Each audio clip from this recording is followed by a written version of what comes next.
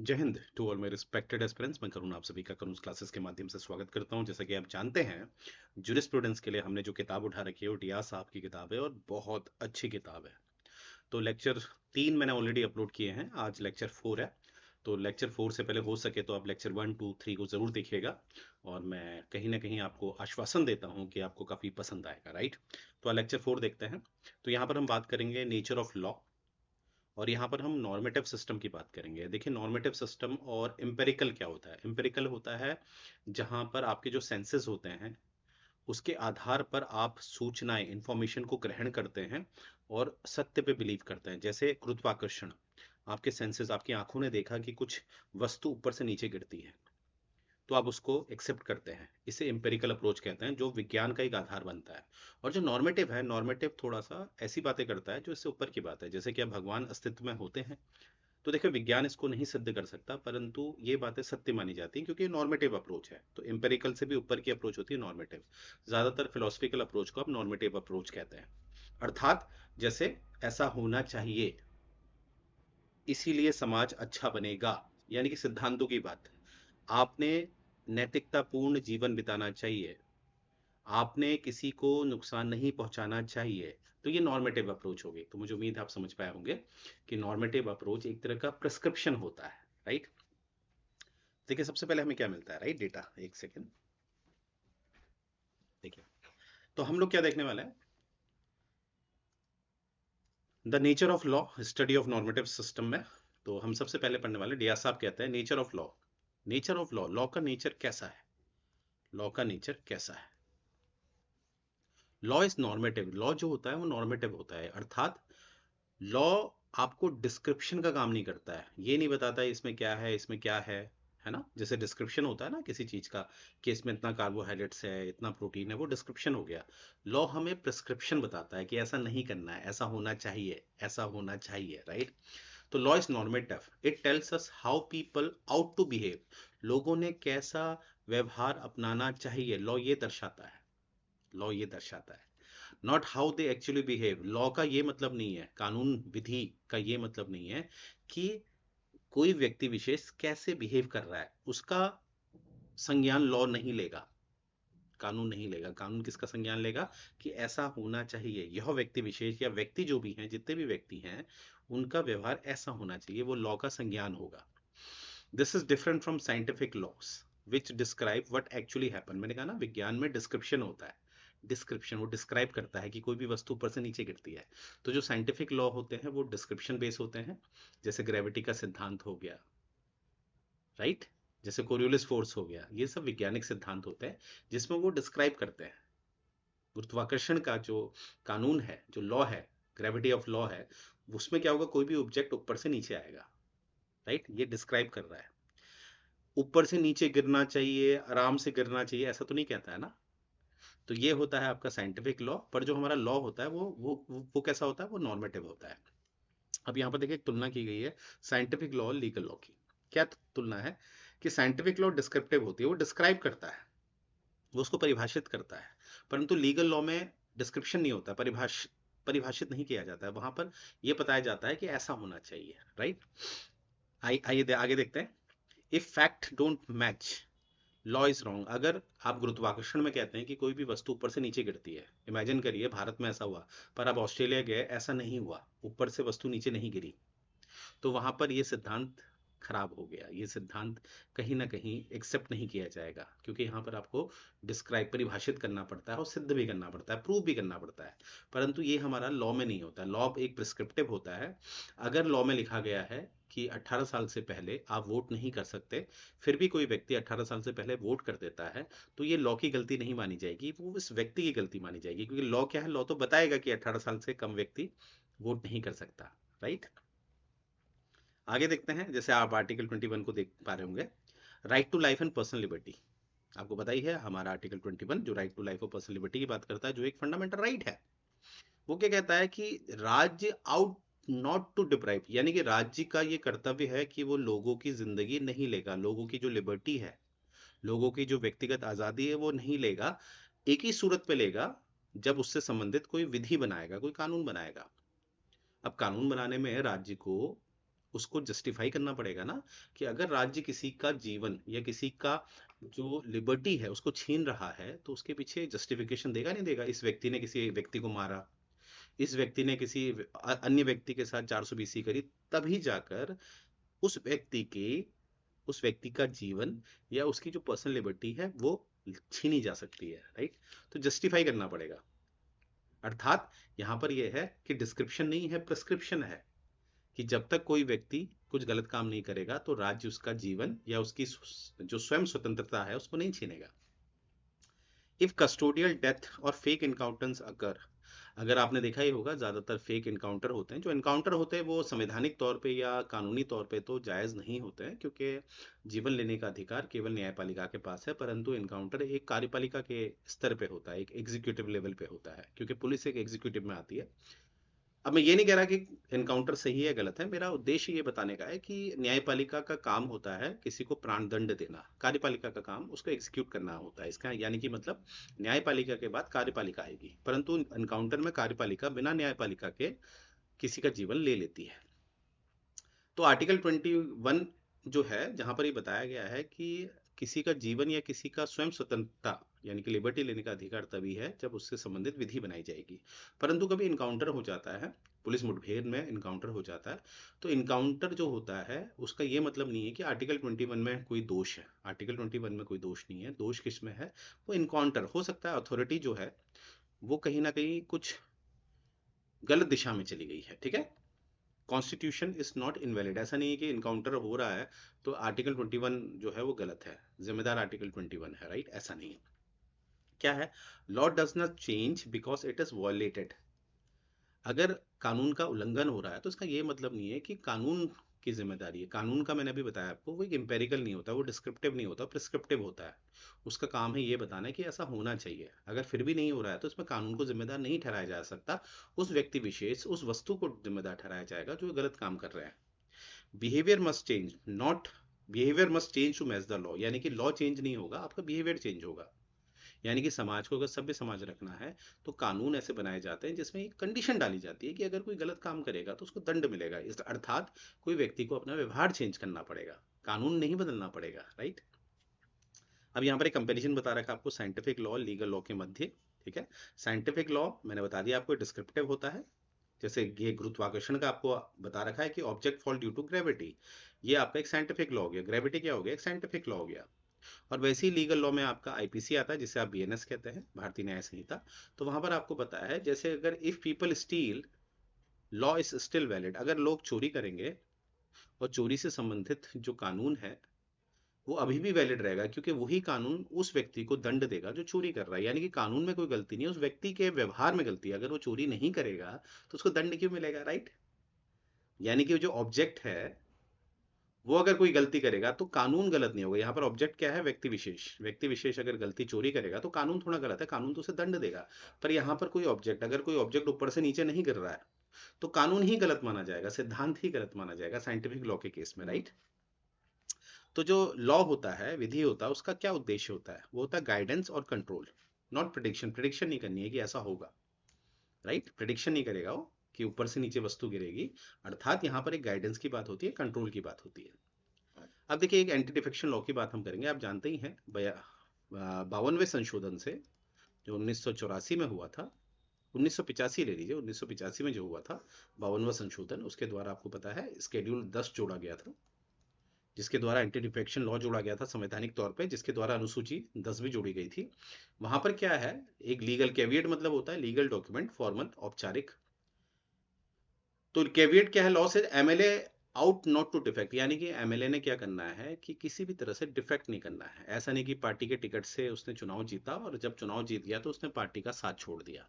तो इस तरह से डिफेक्ट नहीं करना है। अगर डिफेक्ट करेगा तो कानून गलत नहीं होगा, कानून उसे दंड देगा। कानून गलत नहीं होगा, कानून उसे दंड देगा। यानी कि आदमी गलत हो सकता है, कानून गलत नहीं होगा। इसीलिए कहीं ना कहीं कंट्रोल कर रहा है एक विधि, ये कानून कंट्रोल कर रहा है। MLA still defect frequently, MLA ने अगर फिर भी डिफेक्ट किया तो उसे क्या मिलेगा? उसे पनिशमेंट मिलेगी, राइट। अब यहाँ पर देखिए, प्रेस्क्रिप्शन और डिस्क्रिप्शन की बात करी गई है। लीगल लॉ जो होते हैं वो प्रिस्क्रिप्शन में ज्यादा ध्यान देते हैं। लीगल लॉज जो होते हैं ऐसा होना चाहिए, जैसे डॉक्टर होता है ना प्रिस्क्राइब करता है कि दवाई आपने सुबह लेनी है, शाम लेनी है, सुबह शाम एक्सरसाइज करनी है अगर कोलेस्ट्रॉल बढ़ रहा है तो डॉक्टर प्रिस्क्राइब करता है ना, वैसे ही हमारे लीगल लॉ आपको प्रिस्क्राइब करते हैं जिससे कि समाज हेल्दी रहे। तो यहाँ पर सोशल बिहेवियर जो होता है, ठीक है, उसको यहाँ पर लिखा है कि सोशल, अब जैसे देखिए ये होता है ना कि समाज में आदमी का व्यवहार होता है, कैसा होना चाहिए, उसका आचरण कैसा होना चाहिए, बड़ों का सम्मान करना चाहिए, जो हमारे राष्ट्रीय धरोहर होती है उसका सम्मान करना चाहिए। तो इस तरह से डिस्क्रिप्शन भी हमें डिस्क्राइब किया जाता है। आगे क्या है, there is only a rough correspondence between law and actual behaviour. समस्या ये है कि एक देयर इज अ रफ, मतलब जो कानून में लिखा जाता है और वास्तविकता में होता है उसमें कहीं ना कहीं हमें दिखता है कि क्लियर कट जो है, एक साफ साफ हमें एक संबंध नहीं दिखता है। अर्थात जैसे मैं कह रहा हूं कि डाउरी एक्ट है ना, डाउरी एक्ट प्रोहिबिट करता है किसी भी तरह का दहेज लेने से। फिर भी आपको पता है कि भारत में दहेज लिया जाता है, ठीक है, कन्वेंशन के नाम पे, प्रथा के नाम पे, ठीक है। तो लॉ क्या प्रिस्क्राइब कर रहा है, लॉ प्रिस्क्राइब कर रहा है कि dowry should not be given और टेकन, डाउरी दहेज लेना है, ना ही लेना ना ही देना चाहिए, ठीक है। पर रियलिटी क्या होता है, आपको पता है लड़की का जो पक्ष होता है वो डाउरी के देता है। तो कभी कभी ये देखा जाता है कि लॉ में प्रिस्क्राइब किया जाता है कि ऐसा नहीं करना है, पर सामाजिक जो संस्कृति होती है, जो कन्वेंशंस होते हैं उसके तहत वो किया जाता है। इसलिए आज आप देखते होंगे दहेज प्रथा ओपन है, लड़की वाले लड़के वालों को दहेज देते हैं, पर कानून है 1961 का कानून है डाउरी एक्ट, फिर भी दिया जाता है, स्वेच्छा से दिया जाता है। तो ये एक जो प्रिस्क्रिप्शन है और जो एक्ट है वो कहीं ना कहीं हमें कहीं ना कहीं क्लियर नहीं दिखता है, राइट। ये बात इसमें उठाई गई है कि law acts as a moral compass, not a mirror of society. बस ये एक जो लॉ होता है, जो कानून होता है, ये एक आदर्श समाज को दर्शाता है, आदर्श समाज के जो सिद्धांत होते हैं, जो मॉरल वैल्यूज होती हैं वो दर्शाता है। पर वो समाज का एक रियल आईना नहीं है, समाज का एक रियल पिक्चर नहीं दर्शाता। जैसे मैंने बताया ना अभी, दहेज दहेज में ऐसा होता है कि आप और मैं हैं, आज हम दहेज के विरुद्ध हैं, कल हमारी शादी होती है, कल बच्चे होते हैं, लड़की पुत्री होती है, तो हम पुत्री को इसलिए देंगे कि पुत्री के काम आए। तो कहीं ना कहीं हमारा उद्देश्य है कि पुत्री को वो मिले, मेरी बेटी को वो मिले, परंतु वो दहेज का ही तो रूप हुआ, राइट। आगे देखते हैं function of law, why law exist. Function और यहाँ पर पर्पस, उद्देश्य को एक ही समझा जाएगा। यहाँ पर फंक्शन और उद्देश्य एक ही बात है, कंफ्यूज नहीं हो। फंक्शन ऑफ लॉ का मतलब है लॉ का उद्देश्य। तो लॉ का उद्देश्य क्या है कि सोशल नीड्स जो हैं उसको बनाकर रखा जाए, ठीक है। जैसे सोशल नीड क्या होती है, जो व्यक्ति किसी समाज की कुप्रथाओं की वजह से, जैसे कि आप जानते हैं जाति प्रथा, वर्ण प्रथा को जाति प्रथा से जोड़ दिया गया था लेटर वैदिक पीरियड में। यानी कि जब लेटर वैदिक पीरियड से मेरा मतलब है 1000 से 600 बीसी में, जब जब इसको जातिबद्ध कर दिया गया था वर्ण प्रथा को, तो कहीं ना कहीं अब उसको बदलने की जरूरत है, तो सोशल नीड की जरूरत है। इसीलिए आपका आर्टिकल 17 जो अनटचेबिलिटी उसको रोकता है। समाज में किसी भी तरह का जाति के आधार पर कोई भी भेदभाव नहीं होना चाहिए, छुआछूत नहीं होना चाहिए, मॉरल वैल्यूज को बढ़ाया जाता है। इसीलिए आपने देखा होगा जैसा आर्टिकल 25 है, आर्टिकल 26 है आपके संविधान में, जो आपको किसी भी धर्म को मानने की आज़ादी देता है। तो क्योंकि धर्म क्या करता है, आपके अंदर मॉरल वैल्यूज जगाता है, राइट। और किसी भी सभ्य समाज के लिए आपकी मॉरल वैल्यूज का होना बहुत जरूरी होता है। इकोनॉमिक गोल्स जो होते हैं, ठीक है, लॉ का काम है कि वो कहीं ना कहीं आपके इकोनॉमिक गोल को हासिल करने में आपकी मदद दे। जैसे आर्टिकल 16 को मैं यहाँ पर रख सकता हूँ। आर्टिकल 16 आपको पता है मेरिट सिस्टम की बात करता है, पब्लिक एम्प्लॉयमेंट यानी कि सरकारी नौकरी में एक हेल्थी कंपटीशन के द्वारा मेरिट बेस में आपका सिलेक्शन कराएगा। तो ऐसा नहीं है कि अगर आप शूद्र वर्ण के हैं तो आप बड़े पेपर नहीं दे सकते, आजकल तो ऐसा नहीं होता है ना। तो इकोनॉमिक गोल को भी वो क्या रखता है, एक बिल्कुल उसके साथ बिल्कुल एक पक्षपात नहीं रखता है। पॉलिटिकल ऑब्जेक्टिव होते हैं, ठीक है। जैसे लॉ हमें क्या करता है, डिफाइन करता है कि एक जो राजनीतिक उद्देश्य होता है उसका पूरा करने का। जैसे कि अगर मैं बोलूँ आर्टिकल 52 देखूं, आर्टिकल 52 में एक प्रेसिडेंट की बात की गई है, राष्ट्रपति की बात की गई है, और साथ साथ में आपको आर्टिकल 74 भी दे रखा है। आर्टिकल 74 में ये कह रखा है जो राष्ट्रपति हैं वो किसके सलाह से काम करेंगे, काउंसिल ऑफ मिनिस्टर, जो मंत्री परिषद होती है उसके हिसाब से काम करेंगे। तो यहाँ पर आपने देखा होगा कि राष्ट्रपति जो भी कार्य करेंगे अपने विवेक के तहत नहीं करेंगे। एक जो काउंसिल ऑफ मिनिस्टर है, मंत्री परिषद है, जो लोगों के नेतृत्व से आई है, लोगों के वोट से आई है, उसके अनुसार काम करेंगे। तो इस तरह से आपने देखा राजनीतिक उद्देश्यों को भी लॉ कहीं ना कहीं क्या करता है, परिभाषित करता है, उद्देश्य देता है। अब आगे देखते हैं लॉ जो है रिजर्वेशन पॉलिसीज। जैसे आप देखिए रिजर्वेशन पॉलिसीज आप जानते हैं आर्टिकल 15 16, क्योंकि यहाँ पर आपको कास्ट दिखाई देता है। आर्टिकल 15 में समाज में किसी भी तरह का पक्षपात नहीं किया जाएगा, तो उसमें कास्ट भी आपको दिखाई देता है। 15, माफ कीजिएगा, 5 आधार हैं, religion, race, caste, sex and place of birth, तो कास्ट आपको दिखाई देता है। आर्टिकल 16 में भी आपको क्या दिखाई देता है कि कहीं ना कहीं जो आपका पब्लिक एम्प्लॉयमेंट है उसमें भी किसी भी तरह का भेदभाव नहीं दिखेगा on the basis of caste. यहाँ पर 7 आधार है, ठीक है। ऊपर के 5 तो हैं, religion, race, caste, sex, place of birth, तो है, डिसेंट भी है और रेजिडेंस भी है। तो आर्टिकल 16 पब्लिक एम्प्लॉयमेंट में कास्ट को भी लेता है। तो यहाँ पर देखेंगे कास्ट को, जो एक दलित वर्ग था, उसको आज समानता का अधिकार किस रूप में दिलाया जाता है? आरक्षण के रूप में, राइट। तो ये आप समझ गए होंगे। तो सोशल पर्पस होता है इसका, जैसे आरक्षण हमें दिखता है। इकोनॉमिक पर्पस होता है, क्योंकि आरक्षण के द्वारा इकोनॉमिक इक्वालिटी दी जाती है, और कहीं ना कहीं लोकतंत्र में शामिल भी किया जाता है ना। जैसे सीट होती है ना, आपने देखा होगा आरक्षित सीटें होती हैं, जैसे ग्राम प्रधान के चुनाव हैं, लोकसभा में आप जानते ही हैं कि 106 अमेंडमेंट के पश्चात हमें पता है कि 33% जो आरक्षण दिया जाएगा वो महिलाओं को दिया जाएगा, ठीक है। और इसी तरह से जो दलित वर्ग होता है उसको भी आपको आरक्षण मिलता है, राइट। तो रिजर्वेशन पॉलिसीज देखो, आपको लॉ के माध्यम से अलग अलग डायमेंशन में दिखेंगे। सोशल में क्या दिखता है आपको? सोशल जस्टिस दिखता है। इकोनॉमिक में इक्वल अपॉर्चुनिटीज दिखती है। और पॉलिटिकल एस्पेक्ट में आप देखते हैं तो इंक्लूसिव ऑफ डेमोक्रेसी, यानी कि डेमोक्रेसी में सभी लोगों का एक शामिल होना बहुत जरूरी होता है, चाहे वो शासन की बात है, चाहे वो एक वोट देने की बात है। तो आरक्षण क्या करता है? वोट देने का अधिकार भी देता है दलित वर्ग को, और कहीं ना कहीं भाग लेने का भी अधिकार देता है, राइट। आगे देखते हैं लॉ में। यहाँ पर देखें लैंड रिफॉर्म लॉज होते हैं। लैंड रिफॉर्म लॉज जो होते हैं, जो आपको पता है बंदोबस्ती की गई थी, क्योंकि हम एक समाजवादी देश हैं। समाजवादी देश में ऐसा होता है कि किसी के पास भी एक लैंड जो है एक पर्टिकुलर सीलिंग से ऊपर नहीं होगी, वो फिर वो बांट दी जाएगी, जिसे बंदोबस्ती कहा गया, राइट। तो कहीं ना कहीं उससे क्या होता है कि रिड्यूस इनइक्वालिटी होता है। पता लगा किसी को जागीरें हैं, एक समय जागीर हुआ करती थी, जमींदार होते थे, जागीरदार होते, उनके बाद गांव के गांव उनके नाम पे होते थे, और जिस कारण गरीबी बहुत थी। तो समाजवादी सिद्धांत में क्या होता है? समाजवाद भी एक कानून का रूप ही है, एक सिद्धांत है। तो उसके तहत क्या होता है, जो एक्सेस लैंड होती है वो गरीबों में बांट दी जाती है, तो उससे जो एक इनइक्वालिटी होती है आर्थिक स्तर पे वो कम हो जाती है, ठीक है।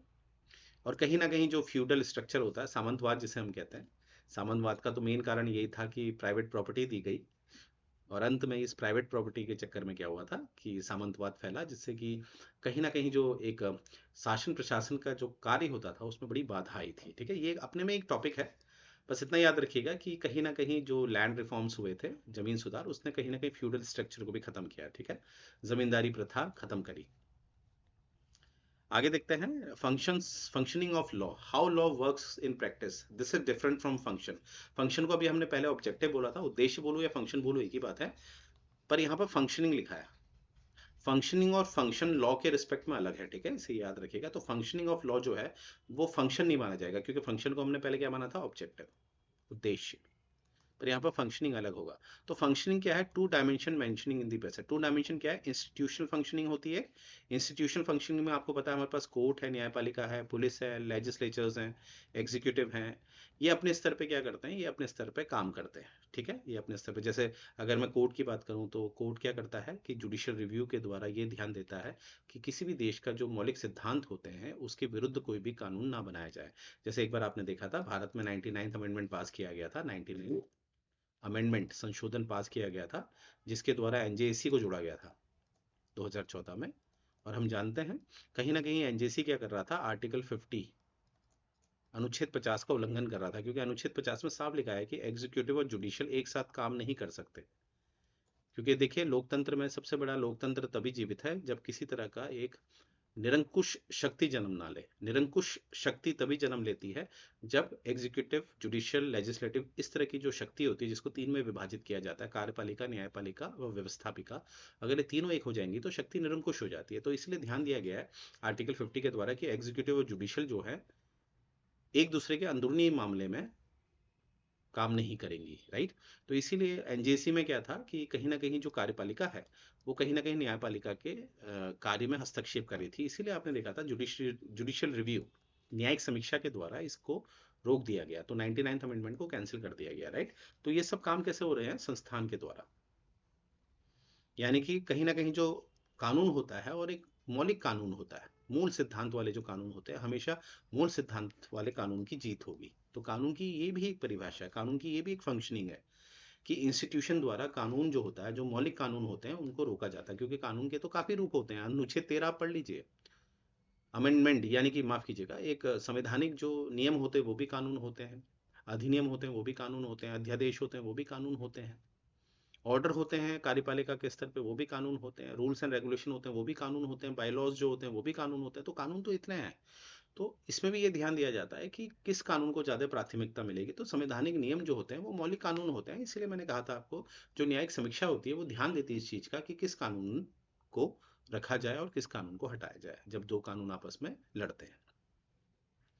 और दूसरा है आपका फंक्शनिंग में behavioural functioning. To what extent people obey, मतलब बिहेवियरल फंक्शन का मतलब हो गया कि जो लोग हैं वो किस स्तर तक कानून को मानते हैं। जैसे आप इसमें ट्रैफिक लाइट का सबसे बढ़िया एग्जांपल है। किसी क्षेत्र में हमें दिखता है कि लोग मानते हैं, राइट, पर किसी क्षेत्र में हमें दिखता है कि लोग इसे नहीं मानते। ठीक है, example traffic laws, law exist, enforcement varies. Enforcement varies क्यों कह रहा हूँ, जैसे आप चंडीगढ़ आइए तो चंडीगढ़ में आपको दिखेगा हर आदमी जो है ये ट्रैफिक लाइट को मानता है। पर वहीं पर मैंने देखा है कि अन्य राज्यों में, जैसे उत्तराखंड में मैं अगर हल्द्वानी की बात करूँ तो मैंने देखा है वहाँ पर इतना लोग नहीं देखते हैं जितना चंडीगढ़ में देखते हैं। तो पब्लिक कंप्लाइंस फ्लक्चुएट, बिल्कुल सही बात है, मैंने अभी एग्जाम्पल दे दिया हल्द्वानी और चंडीगढ़ का। तो बिहेवियरल फंक्शनिंग में क्या होता है, ये पीपल की तरफ से काम करता है। इंस्टीट्यूशनल फंक्शनिंग है, इंस्टीट्यूशन की तरफ से काम कर रहा है, जैसे कोर्ट हो गया, राइट, जैसे यहाँ पर सुप्रीम कोर्ट हो गई। और बिहेवियरल फंक्शनिंग होगी लोगों की तरफ से। तो इंस्टीट्यूशन चाहे कितना भी कड़क है, अगर लोग उसे नहीं मान रहे हैं तो वो भी कहीं ना कहीं एक चिंता का विषय है, right. The gap between law on paper and law in action is a major concern in Indian polity. कानून में, कानून जो होता है कागज में जो लिखा गया है कि भैया 18 साल से पहले आप वोट नहीं डाल सकते, 18 साल से पहले आप गाड़ी नहीं चला सकते, परंतु वास्तविकता में आपको दिखता है कि छोटे छोटे बच्चे गाड़ी चला रहे होते हैं। तो law in paper, law on paper और लॉ इन एक्शन जो है वो कहीं ना कहीं इसके बीच का जो गैप है वो हमें आज भी दिखता है समाज में।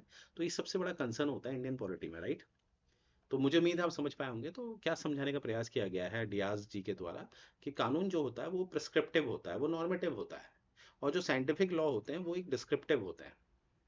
यानी कि जो, अब देखिए विज्ञान में क्या होता है कि अगर कहीं ना कहीं ऑब्जेक्ट गलत हो गया, जैसे अगर गुरुत्वाकर्षण की बात की जाए, ग्रेविटी की, कोई ऑब्जेक्ट ऊपर से नीचे आता है और वो नहीं आ पा रहा, तो वो कानून गलत माना जाएगा, यानी कि ग्रेविटेशनल लॉ गलत हो जाएगा।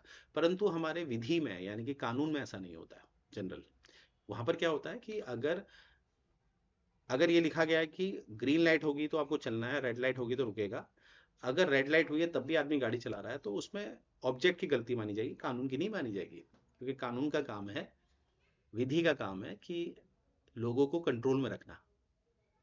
अगर लोग कंट्रोल में नहीं है तो सजा देंगे, कानून गलत नहीं होगा। आदमी गलत होगा तो सजा किसको मिलेगी, आदमी को। और विज्ञान में क्या होता है कि गलत कानून हो जाता है। ठीक है, अगर ऑब्जेक्ट ऊपर से नीचे नहीं गिरा, गुरुत्वाकर्षण में ऊपर से नीचे नहीं गिरा मान लीजिए, तो वहां पर कानून को ही खत्म कर दिया जाएगा, कानून को गलत माना जाएगा। तो दंड किसको मिलेगा, कानून को, जब बात होगी साइंटिफिक लॉ की। पर जब बात लॉ लॉ की होगी, सिंपल लॉ की, तो वो नॉर्मेटिव में होता है, तो कानून गलत नहीं होगा, वो ऑब्जेक्ट गलत होगा जो कानून को नहीं मान रहा है, राइट। तो ये बात इसमें बताई गई है डियास साहब के द्वारा। तो मुझे उम्मीद है कि ये लेक्चर मेरा आपको पसंद आया होगा। अगर पसंद आ रहा है तो लाइक करिए, सब्सक्राइब करिए। और देखिए आपके लाइक और सब्सक्रिप्शन मुझे प्रोत्साहित करते हैं, और इतना कॉम्प्लिकेटेड किताब है डियास की, तो उसको मैं कोशिश कर रहा हूँ बहुत सिंपल तरीके से आपको बताऊँ, राइट। तो 4 लेक्चर हो चुके हैं, 5वां लेक्चर आएगा। तो stay tuned, thank you so much.